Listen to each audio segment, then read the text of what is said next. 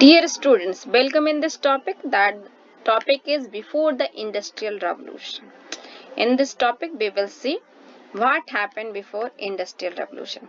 Actually, ये topic the chapter the age of industrialisation से है और हम लोग इसमें डिस्कस करेंगे कि इंडस्ट्रियल रेवोल्यूशन होने से पहले वहाँ इंग्लैंड में क्या हो रहा था, इंग्लैंड या यूरोप में क्या चल रहा था. तो लेट वी सी.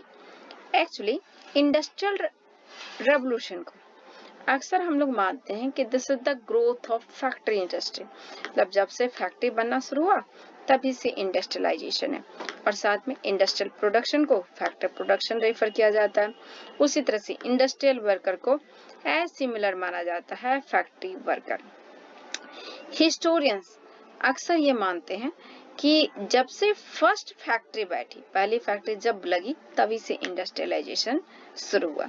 लेकिन एक्चुअली इस आइडिया में कुछ बेसिक प्रॉब्लम है. क्यों? क्योंकि फैक्ट्री सेटअप होने से बहुत पहले इंग्लैंड और यूरोप जो है लार्ज स्केल प्रोडक्शन कर रहे थे for the international market. International market में उनका जो प्रोडक्ट था वो इंडस्ट्रियल रेवोल्यूशन से पहले ही पहुंच रहा था और उस वक्त कोई फैक्ट्री नहीं बना था. तो जब उस समय इंटरनेशनल मार्केट के लिए प्रोड्यूस किया जा रहा था तो वो फैक्ट्री जब बना ही नहीं तो प्रोडक्शन कहाँ हो रहा था. तो मेनी हिस्टोरियन, बहुत सारे जो हिस्टोरियंस है वो इसी एज को मानते हैं कि ये प्रोटो इंडस्ट्रियलाइजेशन है. मतलब अभी फैक्ट्री स्टार्ट नहीं हुई फिर भी लार्ज स्केल प्रोडक्शन हो रहा है. What is the meaning of proto? Proto means होता है इंडिकेटिंग द फर्स्ट और early form of something. Means कोई भी चीज का जो स्टार्टिंग स्टेप होता है, सबसे पहला जो होता है उसको प्रोटो हम लोग इंडिकेट करते हैं. जैसे हिस्ट्री में आप देखेंगे प्रोटो हिस्ट्री है, मीन्स जब से हिस्ट्री स्टार्ट हुआ उसके पहले का समय. Now come to the topic. 17th और 18th सेंचुरी में मर्चेंट जो कि टाउन में रहते थे उन लोगों ने कंट्री साइड की तरफ मूव करना शुरू किया. वहां पैसे भेजने शुरू कर दिए to peasants and artisans. Peasants और आर्टिसंस को क्यों? एक्चुअली वो वहीं पे इंटरनेशनल मार्केट के लिए प्रोड्यूस करवाना चाहते थे, प्रोडक्शन करवाना चाहते थे. और जैसे जैसे वर्ल्ड मार्केट बढ़ते चला गया, जैसे जैसे न्यू कॉलोनीज बनते चले गए, यूरोपियन के कंट्रोल में आते चले गए, वैसे वैसे जो है डिमांड बढ़ता चला गया प्रोड्यूस का. तो जैसे जैसे डिमांड बढ़ने लगा वैसे वैसे मर्चेंट्स ने अपना प्रोडक्शन एक्सपेंड करने के लिए सोचा. उन्होंने सोचा कि कैसे धीरे धीरे करके प्रोडक्शन को बढ़ाया जाए. लेकिन सिटीज में, अर्बन एरिया में ये पॉसिबल नहीं था. वहां पे न्यू प्रोडक्शन और नहीं बढ़ाया जा सकता था. रीजन ये था कि ऑलरेडी जो सिटीज में अर्बन क्राफ्ट्स थे या जो पहले से ट्रेड गिल्ड्स बने हुए थे काफी पावरफुल थे. वो पूरा प्रोडक्शन को कंट्रोल करते थे, लोगों को ट्रेनिंग भी देते थे. इवन कि जितना कितना प्रोडक्शन करना है वो मेंटेन करते थे, क्वालिटी मेंटेन करते. इवन कि कंपटीशन और प्राइसेस भी रेगुलेट होते थे. न्यू जो लोग थे जो मर्चेंट बनना चाहते थे उन लोगों को इस सेक्टर में आने से मना ही था. उनको नहीं चाहते थे क्योंकि जैसे जैसे न्यू मर्चेंट्स इंटर करेंगे वैसे वैसे कंपटीशन बढ़ जाएगा. तो कंपटीशन को सस्टेन करने के पर्पज से जो पुराने गिल्ड्स थे वो न्यू लोगों को एंट्री नहीं दे रहे थे.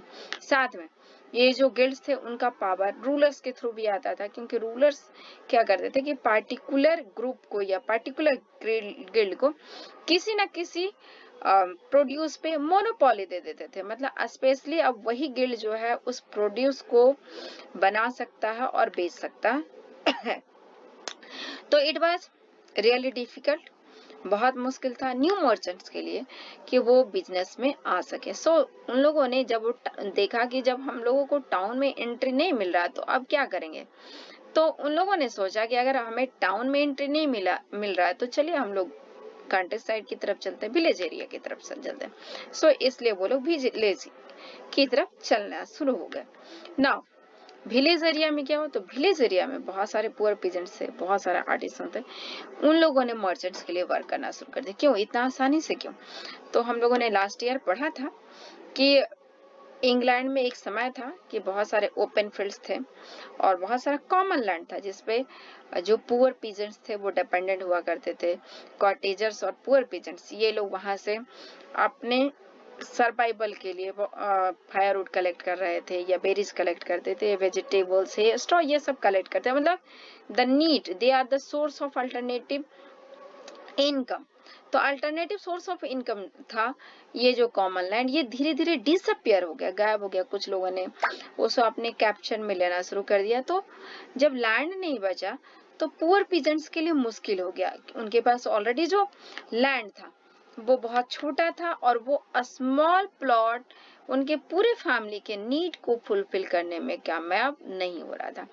इसी समय जो टाउन से मर्चेंट्स विलेज की तरफ मूव कर गए, उन लोगों ने एडवांस देना शुरू कर दिया कि आप प्रोड्यूस करो, उसके पहले ही एडवांस दिया। तो पीजेंट्स जो है बहुत आसानी से एग्री हो गए और उन लोगों ने इन मर्चेंट्स के लिए वर्क करना एक्सेप्ट कर लिया। अब इसमें दोनों को बेनिफिट है। एक तो जो मर्चेंट है वो लो वेज पे लोगों से काम ले लेगा।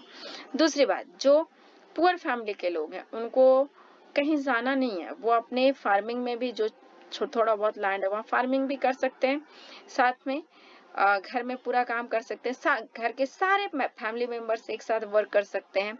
टाइम लिमिटेशन नहीं है, जिसको जब टाइम मिल जाए जो जिस काम को अच्छे से कर सकता है उसको आसानी से फिनिश कर सकता था। We see here in this topic it is written here. और ये जो इनकम था वो प्रोटो इंडस्ट्रियल प्रोडक्शन से जो इनकम स्टार्ट हुआ वर्क करने से, उसने कल्टीवेशन से जो इनकम घट रहा था उसको फुलफिल कर दिया। और इसमें मैंने पहले ही बताया कि फैमिली के सारे लोग वर्क कर सकते हैं, सभी as a labour resource work करना शुरू कर दिए। अब इस सिस्टम ने एक नया चेन डेवलप किया या इंटर रिलेशनशिप डेवलप किया कि इसके बीच टाउन और कंट्री साइड के बीच में जितने भी मर्चेंट थे वो अक्सर जो रहते तो थे टाउन में लेकिन उनको अक्सर कंट्री साइड में विजिट करने जाना पड़ता था। और ये मर्चेंट जो है वो अलग अलग लोगों को अलग अलग काम दे करके आते थे, ग्रुप ऑफ पीपल को। जैसे कि सबसे पहले ये लोग ऊल खरीद लेते थे स्टेपलर से। स्टेपलर कौन? तो स्टेपलर वो लोग जो कि क्वालिटी के बेसिस पे जो फाइबर्स था उसको अलग अलग सॉर्ट्स करके रखते थे, छाटते थे, ग्रुप बना करके रखते थे। उसके बाद स्टेपलर से उल लेने के बाद उसको स्पिनर के पास पहुंचाया जाता था, थ्रेड बन जाता था। अब यही थ्रेड जिसको यार्न भी बोलते हैं उसको लेकर के भेज दिया जाता था वीवर्स के बाद। वीवर्स उससे कपड़े बनाता था और उसके बाद फूलर्स के पास भेजा जाता था। फूलर्स कपड़ों को सही तरीके से प्लीट लगा करके अरेंज कर देता था और फाइनली उसको डायर के पास भेजा जाता था। डायर्स उसमें डिफरेंट कलर्स के पैटर्न और डिजाइन और कलर डाल करके उन कपड़ों को सुंदर बना देता था। Here it is also a word that is called carding. Carding क्या है? तो the process in which fiber, इस प्रोसेस में फाइबर चाहे वो ऊल हो चाहे वो कॉटन हो उसको स्पिनिंग से पहले तैयार किया जाता है। मतलब अगर थ्रेड बनाने जाना है तो थ्रेड बनाने से पहले भी उसको जो है एक प्रॉपर शेप में अरेंज करना होगा सो उसको थ्रेड बनाना आसान पड़े। तो ये प्रोसेस जो है वो कार्डिंग कहलाता है। नाउ अब इस तरह से जो फिनिशिंग गुड था वो लंदन पहुंच जाता था। लंदन में आकर के उसको और अच्छे तरीके से फिनिशिंग की जाती थी। मतलब फूलर्स डायर्स से सामान लेकर के लंदन पहुंचाया गया और लंदन में जाकर के उसकी फिनिशिंग की जाती थी और उसके बाद उसको इंटरनेशनल मार्केट में सोल्ड आउट कर दिया जाता था। इस तरह से लंदन भी जो है एक फिनिशिंग सेंटर के फॉर्म में डेवलप हो गया, फेमस हो गया। प्रोटो इंडस्ट्रियलाइजेशन सिस्टम ये कमर्शियल एक्सचेंज का एक ऐसा नेटवर्क साबित हुआ जिसमें मर्चेंट्स हैं, पीजेंट्स हैं, फार्मर्स हैं, ऑल दे आर वर्किंग और ये सब कंट्रोल हो रहा है। मर्चेंट्स खुद जो है वो कंट्रोल कर रहा है कि सामान कैसे बनेगा, किस क्वालिटी का बनेगा। फार्मर्स खुद अपने घर में वर्क कर रहे हैं। They are not working at all in a factory. तो क्या देखते हैं, फैक्ट्री सिस्टम स्टार्ट होने से पहले ही लार्ज स्केल प्रोडक्शन हो रहा है, but it is different from the factory culture.